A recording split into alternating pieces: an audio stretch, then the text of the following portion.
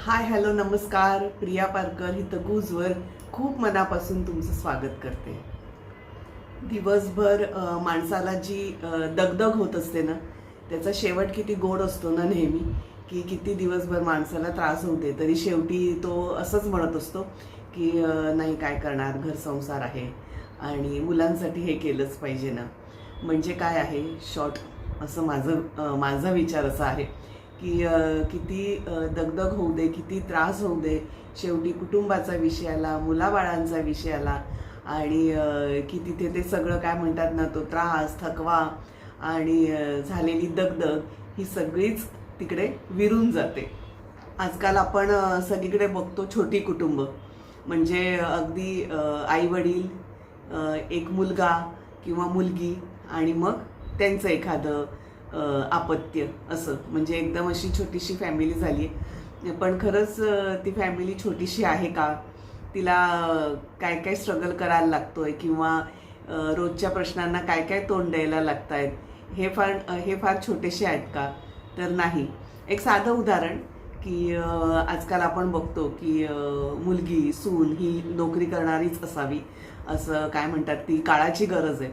घरात सासू सासरे आहेत, मुलगा सून आहे, तर त्यांच्याही दृष्टीने म्हणजे ते छोटंसं कुटुंब वाटत असलं तरी ते काय तेवढं इझी नसतं. कारण नोकरी करणारी सून हवी म्हणताना तिच्या जायच्या यायच्या वेळा, घरातली जेवढी कामं शक्य होतात तेवढी ती करून जाते, परत आल्यावर कामं करत असते.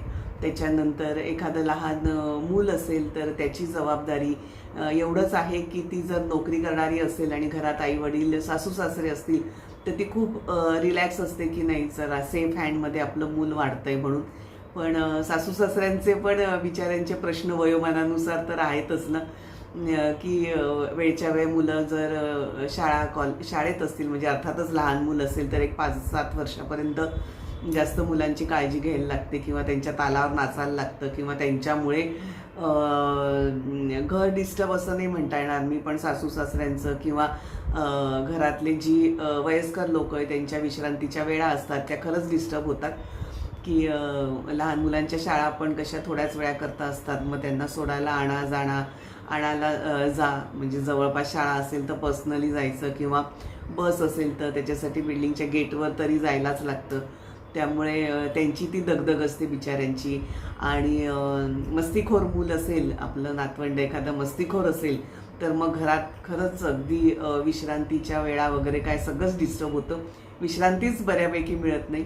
आणि पण या सगळ्या काय म्हणतात ना, हे आपलं एक जीवनचक्रच आहे, त्याला काही पर्याय नाही आहे. आणि त्याच्यातून पर्याय म्हणजे पर्याय असाच मी तर म्हणेन की खरंच एखादी सून अशी आहे की तिला घरात तेवढं घरातल्या मंडळींकडून सपोर्ट नाही आणि तिला घरातली कामं प्लस नोकरी धंदा करायला लागतोय, तर कधीतरी आपलं तिने माहेरी चाललं जावं 4 दिवस विश्रांतीला, किंवा सुना अर्थातच कमवती आहे सून म्हणताना मग कुठेतरी छानशी छोटीशी ट्रिप करून यावी.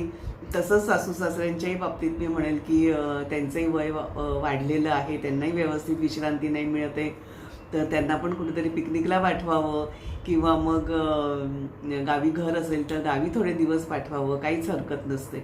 जगाच्या मोठ्या मोठ्या प्रश्नांपुढे हे आपले प्रश्न बघायला गेले तर काहीच नाही आहेत. पण आपल्या स्टेजनुसार आपण बघितलं तर आपल्यासाठी हे खूप मोठे असतात हे प्रश्न. पण काय म्हणतात ना, समोर प्रश्न किंवा अडचणी असल्याशिवाय माणसाला जगण्याला अर्थ नाही आहे. कारण ते प्रश्न सोडवणं, अडचणींवर मार्ग काढणं हे सगळ्यात मोठी कला आहे.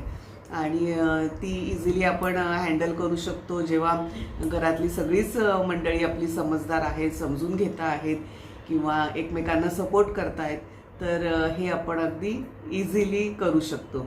त्यामुळे हाच एक मार्ग आहे त्याच्यात की म्हणजे आपण सर्वसाधारणपणे ऐकतो की कोणी किती, कधीतरी काय होतं की आपल्याच जवळपास आपण बघतो किंवा कुठून तरी आपल्या कानावर येतं की नाही, की सासूची खूप दगदग होते, कधीतरी असं होतं सुनेची खूप दगदग होते किंवा घरातले वयस्कर लोक आहेत, सासरे आहेत किंवा आणि कोणी आहेत आजोबा वगैरे, त्यांनाही पुरेशी विश्रांती मिळत नाही, की घरात नातवंडांची गडबड असते.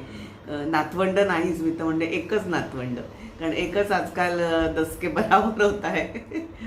तर पण तरी हे सगळ्या दगदग होत असली तरी काय असतं ना की शेवटी कोणीतरी काहीतरी ही कधीतरी कंप्लेंट येते माणसाच्या तोंडावर ही, पण परत त्याचा शेवट फार आपण गोड करून घेतो की नाही काय करणार, हे आपलंच घर संसार आहे, आपलीच मुलं आहे, आपलीच नातवंड आहेत, किंवा हो जाऊ दे माझंच मुलगा आहे, सून आहे, किंवा असू दे काय करणार आता, सासू सासरे आहेत त्यांचं पण वय झालं आहे, त्यांना पण कंट्रोल होत नाही, मग तेही चिडतात, बोलतात, रागवतात, नंतर काय करणार, जाऊ दे आता याला इलाज नाही आहे, मुलं अजून तोपर्यंत लहान आहेत तोपर्यंत हा मोठा प्रश्न भेडसावतो. मुलं झाली एकंदर साधारण 8-10 वर्षाची ना की खूप कमी दगदग होते सगळ्यांनाच घरात, की जास्त वेळ मुलं शाळेत असल्यामुळे. आणि मात्र एक आहे की एक्स्ट्रा करिक्युलर ॲक्टिव्हिटी म्हणा किंवा मुलांचा अभ्यास घेणं हा तर प्रकार वाढतो, आणि काही हरकत नसतं, त्या पण सगळ्या एक एक एक एक गोड स्टेप्स असतात असं मी म्हणेन. आणि काय म्हणतो ना, सगळ्यात शेवटी परत किती दगदग झाली तरी एक मनुष्य प्राण्याचा स्वभाव आहे की नाही असू देत, हे माझेच आहेत, हा माझाच घर संसार आहे, माझीच मुलं आहे, माझीच सासू सासरे आहेत, माझीच नातवंड आहेत. कारण आपल्याला काय म्हणतो ना, आपल्या परंपरेनुसार आपल्या संस्कृतीने शिकवलेलं आहे आपल्याला की कुठलेही काही प्रॉब्लेम्स आले तर त्याच्यातून मार्ग काढायचा आणि त्याचा शेवट हा गोडच झाला पाहिजे. आणि त्यामुळे आज मी असं मला बसल्या बसल्या ना हा विषय असा बघते मी आजूबाजूला किंवा काय काहीतरी गोष्टी कानावर येत आहेत, तर हा मला आज म्हटलं चला आज हा मुद्दा आपण इथं गुजवर याच्या गप्पा मारूयात की नक्की हे असे सगळेच प्रश्न सगळ्यांना आहेत, पण त्याच्यातून मार्ग काढले पाहिजे आणि काढतात सगळे मार्ग.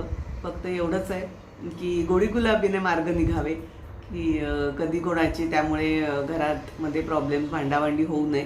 आणि काय होतं ना, मी आत्ताही म्हणते की एक सर्टन टाईम असा असतो ना की तेव्हा सगळेच जोशमध्ये असतात, की एखादी गोष्ट नाही मनासारखी होते तर वाद भांडाभांडी आणि काहीतरी, पण एक सर्टन आपलं एज झालं ना की आपल्याला समजतं की नाही अरे हे नको भांडाभांडी करायला हवी होती, किंवा ह्याच्यावर काहीतरी मार्ग काढू शकलो असतो, उगाच टोकाची भूमिका घेतली, असं कधीतरी होतं.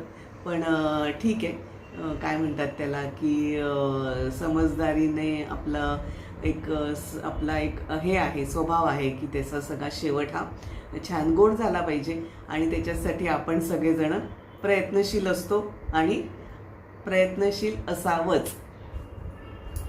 रात्री आणि असा छान विचार करून आपण झोपतो ना की दिवसभराची दगदग आहे तर याच्यातून मला मार्ग काढलाच पाहिजे, आणि हे सगळं आहे ते मी आहे तर माझ्याबरोबर ह्या सगळ्या गोष्टी आहेत, असं जेव्हा समजूतदारपणे आपण हा विचार करतो की नाही याच्यातून मला सगळं छान निभवायच्या आहेत सगळ्या गोष्टी, तेव्हा ना एक छान सुखाची झोप पण लागते, आणि परत दुसऱ्या दिवशीच्या काय म्हणतात आपले एक एक हर्डल क्रॉस करायची एक एक शक्ती पण येते, आयडिया पण येतात, आणि असेच आयुष्यातले एक एक टप्पे आपण छान एकदम हिमतीने पार पाडत असतो.